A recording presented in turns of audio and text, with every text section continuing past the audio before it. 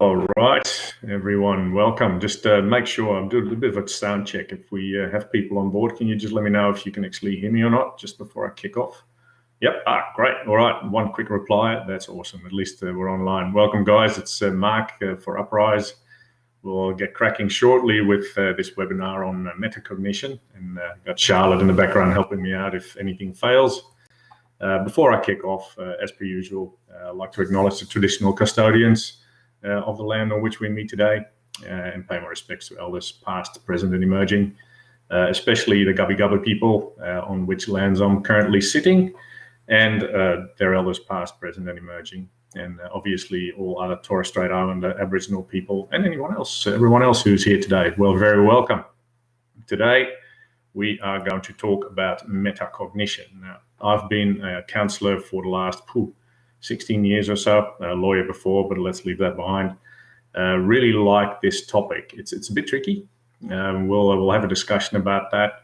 It's a little bit tricky. So what I'm always interested in, especially with this one, is what brought you to this webinar. There's actually a slide on that, but post those questions if you have them. Post those questions in the chat box if you got them. If I can get to them during this half an hour, I will.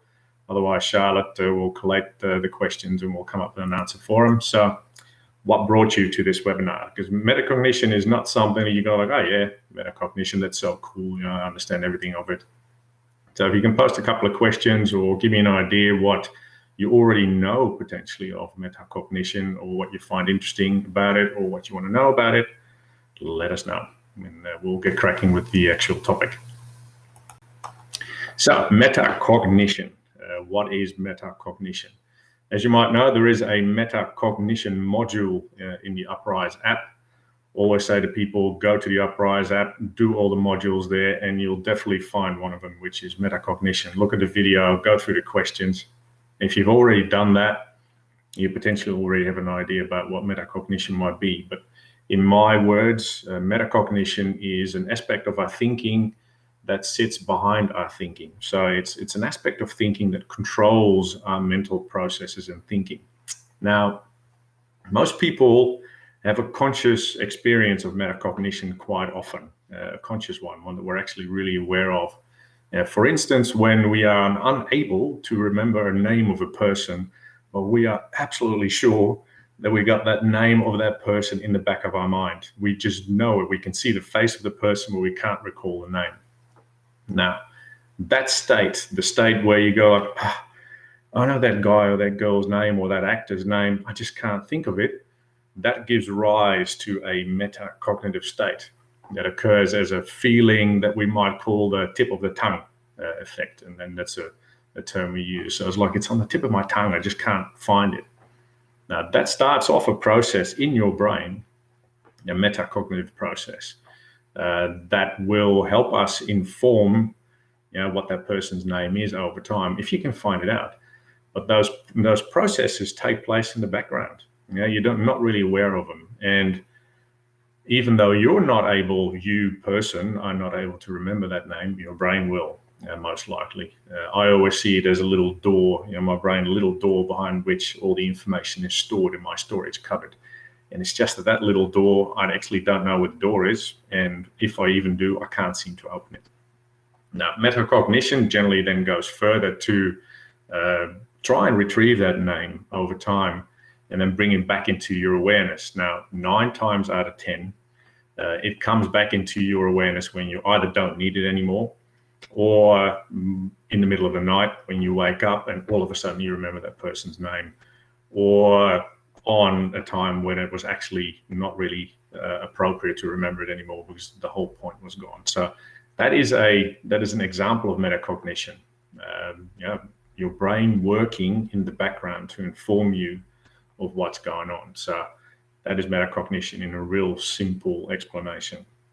And we might be aware of some of those metacognitive processes taking place, but most of them, and that's psychological science, most of them take place in the background, and we're generally not even aware of them at all. So I'll jump to the next slide. Now, when we start looking at things like mental health problems like anxiety, depression, acute stress. There's a mental illness called acute stress disorder. What we often notice as clients or as patients is that our thinking becomes really difficult to control. Our thoughts seem to spin out of control. They take hold of us rather than us controlling them. And often they become particularly biased. So they start to lean often in the most negative direction more than anything else. So they become biased. They become particular, very focused, very specific. And generally that leads to an ongoing process where we seem to spiral downwards. So instead of getting out of the problem, we dig ourselves even bigger or deeper into the problem. It's like shoveling sand, digging a hole and shoveling sand. And the more you shovel sand out, the deeper your pit gets and the harder it gets to come back out, other than with outside help. So many people, when you look at thinking problems like worrying and anxiety and depression, many clients will report that they feel like they have lost control over their thoughts and then subsequently their behaviors, because their behaviors often get influenced by their thinking as well. Another part of the metacognitive aspect of this is that they find that their attention, even their attention spans and their thinking becomes fixated in a particular way, becomes fixated in patterns of brooding and dwelling on whatever seems to be threatening. Now, that pattern of rumination, that pattern of fixation, that pattern of paying attention to something you actually really don't want, that is the thing that actually keeps the problem going, and it's something in the background. Now, that background process, that's another slide on this one. Here we go. That process of having thoughts in the background going on that don't work for you, that becomes part of in technical terms, it's called a syndrome, but cognitive attentional syndrome. So cognitive thinking, attentional is like what do we pay attention on, and the syndrome is like the negative side effect of that one. It's the negative stuff. So our in the background thinking becomes fixated generally on solving the problem or getting rid of the problem. And this is something that potentially you all realize and recognize from your own lives. Like if something really goes bad, is really not going the way you want, what happens? We start to brood on it. I'm no different than anyone else. I've had sleepless nights and worrying days thinking about stuff that was really concerning and that had to do with my life. And it just gets really tough to get that out of your head. Is that a problem when you go to bed? Generally, our thinking slows down anyway, you would think, but that actually gives rise to these worrying thoughts coming to the surface more. And guess what? That influences your endocrine system. You start pumping adrenaline and cortisol.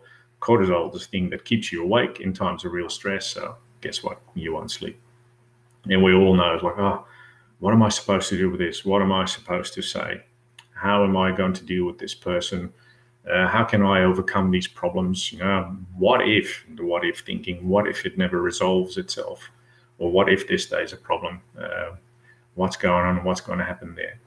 So these meta-cognitions, these thoughts that you potentially are not even aware of, because the thoughts that you are aware of are not metacognitions, they are your thoughts. But they're driven by a program in the background. And they are sort of rules, and that's what the video and the app talks about as well, in the Uprise app. That kind of rules that tell you when you can stop thinking about it or when you have to keep thinking about something. Now, you're potentially, most likely even, not aware of those rules, but there are rules in the back of your mind, completely unaware, most likely, that tell you whether you should keep thinking about this particular problem or when you can stop, or if you could stop. The weird thing, and this is where it goes really weird for most people, is that these metacognitions, these rules that say you should keep thinking about it or you should not keep thinking about it, are often very positively motivated. And that sounds cryptic, so I'll explain that one. Sometimes you seem to have really good reasons when I ask you to keep that worry up. There is a payoff. There is a benefit to actually doing so. So they seem useful in one way or shape or form, or at least seem to serve some sort of function that we find important. And that could be something like, well, as long as I keep thinking about it, then I'll make progress. I'll be working towards a solution. Or If I just have a glass of wine, then my erratic thoughts will go away, and generally my brain calms down, and then I can think about this problem more clearly. Or if I just distract myself by playing my Xbox or my PS4, then after that I'm calm enough to keep my problems at bay, or to actually think about them in a more clear way. And I go, well, yeah, that sounds reasonable enough. But the problem is the same with the other stuff, the more sinister reasons for keeping it up. You keep putting attention, energy, and focus on the problem, on the worrying state, rather than taking it off it. So you're now finding justifications for your continuous worrying. It's like, well, it's useful, you say, in some way, shape, or form, even though that saying that is in the background of your mind. It's a rule that plays in the background, but it doesn't serve that purpose. So you got positive metacognition. So the metacognitions, generally in psychological terms, are not a good thing in psychological terms, because there's also metacognition in learning, in which it is actually a good thing. But in metacognitions in psychology, especially when we talk about mental illness, they are overall not a great thing to have, but they can be positively motivated. Most of the time, or very often anyway, they are negatively motivated. It's like, well, if I don't keep worrying, if I don't try to solve this, then I might lose my job. Or if I don't think about this anymore, then I might lose control altogether. So there are many, many negative examples of metacognitions as well. If I can't stay on top of my problems, then I will not be able to function. Or if I don't focus on worrying and trying to solve this problem, then the consequences will be all my fault.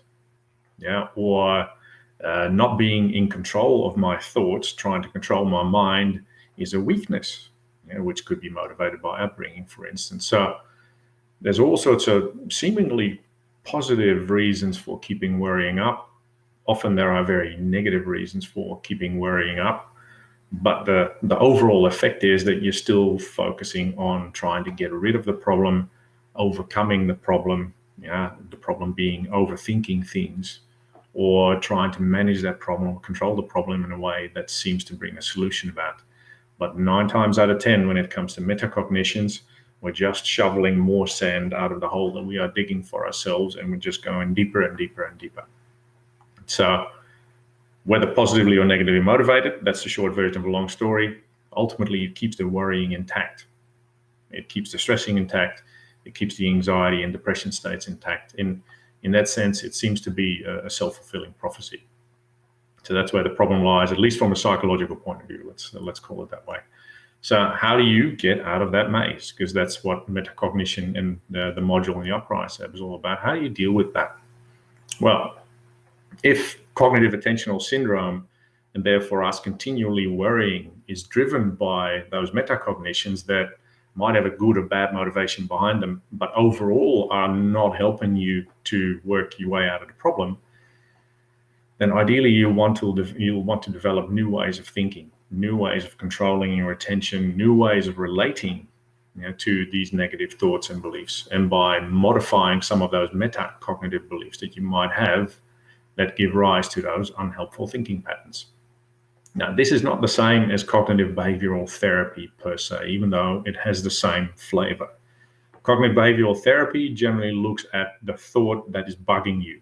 So it might be the thoughts like, I just can't seem to control my thinking, and to then potentially challenge that thought and challenge the behaviors that come based on that thought. Now, metacognitive therapy, which is what the MCT stands for on one of the slides, metacognitive therapy takes one step back further. It actually says, let's not look at the unhelpful thought and try and change that one. Let's take one step back and try and step behind the thought and see what actually drives that thought to come to the surface. Now, that's the tricky bit with metacognition. You're going, geez, Marc, what are we talking about? It's like, well, it's one step removed even further. So ideally, and this is what the module in the Uprise app talks about as well, ideally you want to start, and that's very similar to CBT, to start finding what is the metacognition. What is the particular belief that keeps you driving forward in that not so helpful way.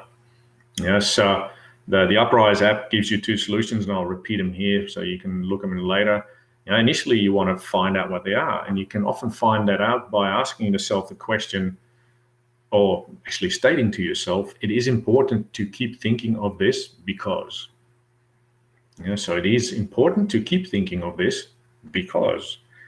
That because answer, that will give rise to maybe one or a number of metacognitions, like, the ones I mentioned. Well, if I don't control my thoughts, then I'll be weak. Or if I can't get on top of my thoughts, then I might lose the positive benefits that I've got. Or it's good, because it's good to keep worrying, because then I'll actually get to a solution. So whatever comes after the because, that's generally the metacognition that you'll be looking for. So that's how you can find it. Now, once you start to work with those things, that's when we veer off the normal cognitive behavioral therapy path a little bit, because then you want to start asking yourself, what's that costing me?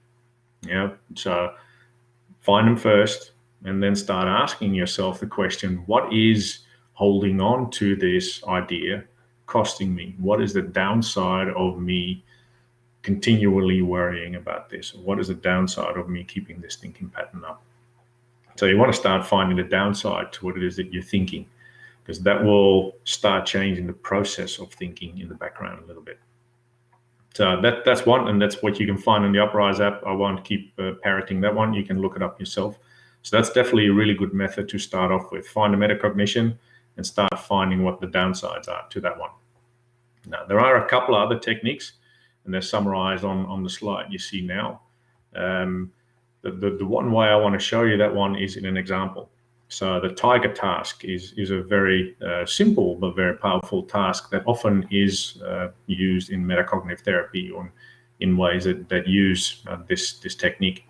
So just for a second, whether you want to close your eyes or not, a couple of seconds, what I want you to do is form an image of a tiger in your head. So potentially closing your eyes is easier, just for a couple of seconds, maybe a minute. So just close your eyes and form yourself a picture of a tiger in your mind's eye. Now, the task with this, once you've got a tiger or whatever looks like a tiger in your mind, what I want you to do is do not attempt to influence or change the image in any way. Just watch the tiger in your mind's eye and see what it does. So just form yourself the picture of the tiger and just see what it does. Now, it might move, but you don't have to make it move. It might lick its paw, but don't make it lick its paw. It might be walking around, but don't make it walk around. It might actually be sitting or lying, but don't make it sit or lie. Just watch the tiger in your head. Just observe it. It might wag its tail, but don't make it wag its tail. Just look at it. So watch how the tiger has his or her own behavior. Do nothing other than just simply watching the image of the tiger in your own head with no other agenda than just watching it. Once you can do that, and you can open your eyes again, then you can start to realize that the tiger is simply a thought image, or an image or a thought in your head that actually has a life of its own in a way, and is separate from you, the thinker, and has separate behavior from you, the person behind it all. And that is actually the idea of what we would call detached mindfulness. So detached mindfulness in metacognitive therapy is a technique that's slightly different from the mindfulness that I would teach as a mindfulness practitioner. Because mindfulness practice is often putting very strong attention on a particular task, whether it's breathing or body scanning or whatever. Detached mindfulness actually saying do nothing of that. Just do nothing. Just watch and observe. And the same thing we can start doing with our thoughts. So we can watch thoughts come in, which is one of the techniques, and I actually call that the do nothing technique. Just do nothing. In MCT, metacognitive therapy, there is a technique that actually says, well, observe your thoughts for 2 or 3 minutes. We won't do that here. But just sit down, close your eyes, and watch your thoughts come in and out without any other task than just watching them go in and out. And they could be worrying thoughts. So in times of worry, that's particularly important. So the machine, like the tiger in your own head, does its own thing with the worrying thought. So let it be. You just watch it and let it go without feeling you need to do something. So let your behavior be influenced by that, or you need to think differently. You don't need to do that either. Or you need to feel differently. No, you don't need to do that either. You become the scientist in your own science experiment. You are observing yourself. And in this case, you're observing your thoughts. And there will be many that pop in over a 2 or 3 minute period. And you're paying attention to none of them. You're just letting them come in, go out. That is a very powerful technique once you start mastering that, to detach yourself from the process of thinking, which takes place automatically and is very much part of a treatment plan in metacognitive therapy. So to do nothing one sounds really simple. It's actually seemingly hard work, to stay detached from your own thinking. But once you can do that, you can feel your brain, your body, and potentially emotions go through all sorts of motions. And you might feel an urge to behave or act in a particular way, but you just don't. You just observe, and that's all you do. Now, another one, and this is one from the anxiety training school of thought, is called worry postponement.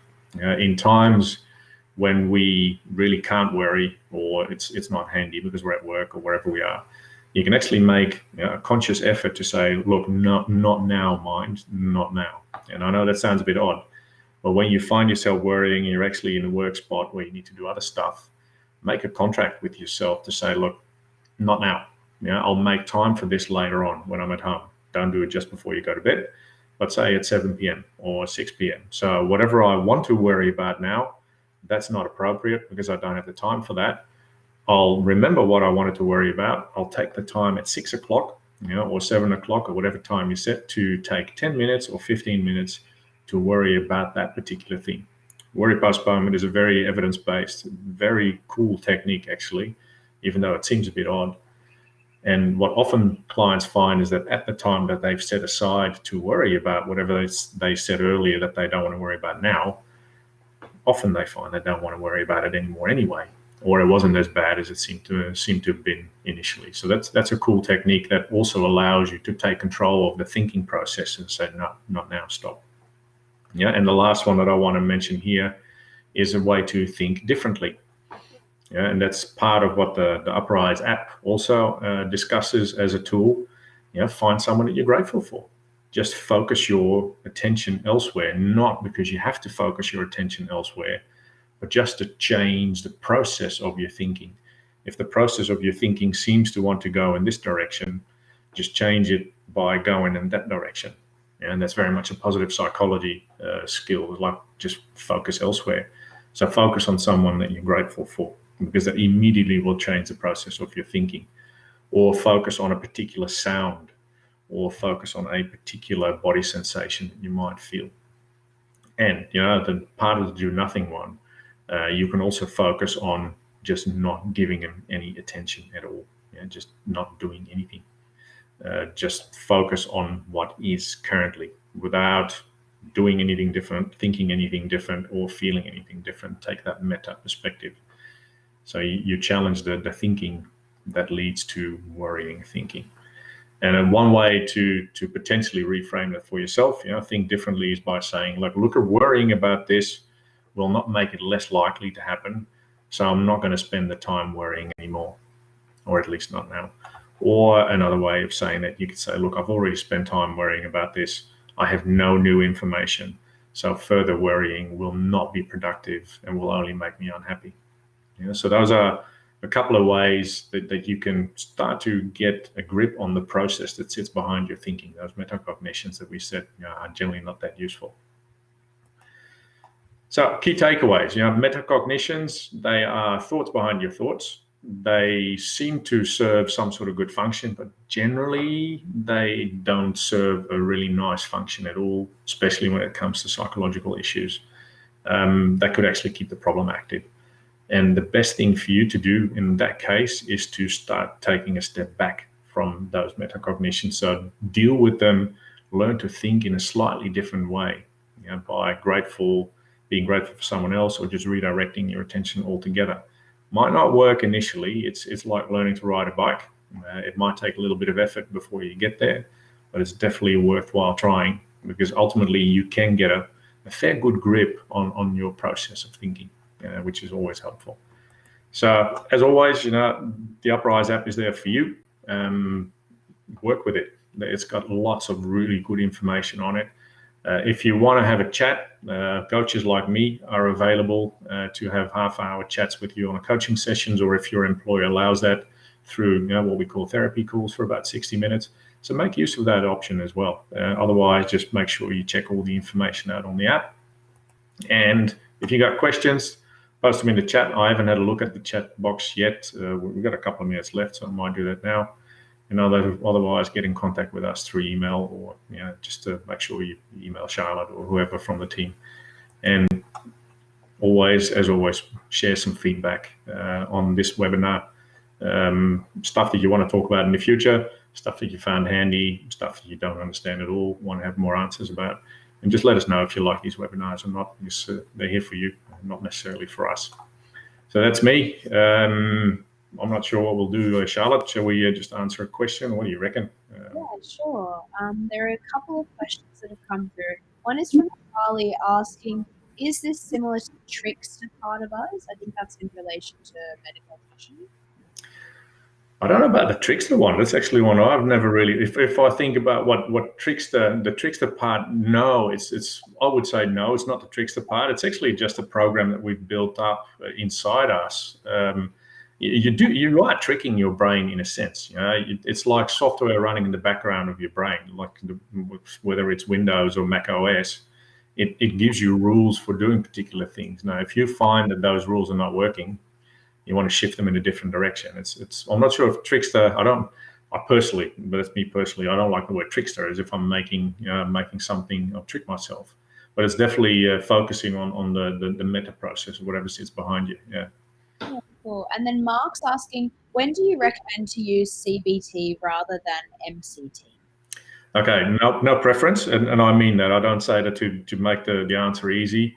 If you find, for instance, that using CBT and challenging the actual thought that seems to get in the way for you, that does the trick, great. Then you're done. If you find that regardless of how many thought reframes you've tried with CBT and try to find other ways of looking at stuff, you're still getting caught up in worrying patterns, then it might be a good thing to look at what's going on behind the scenes. So metacognitive therapy is actually relatively young. CBT is a lot older. Metacognitive therapy is a younger technique, and it goes a bit more in the background. So it's got a lot of evidence behind it.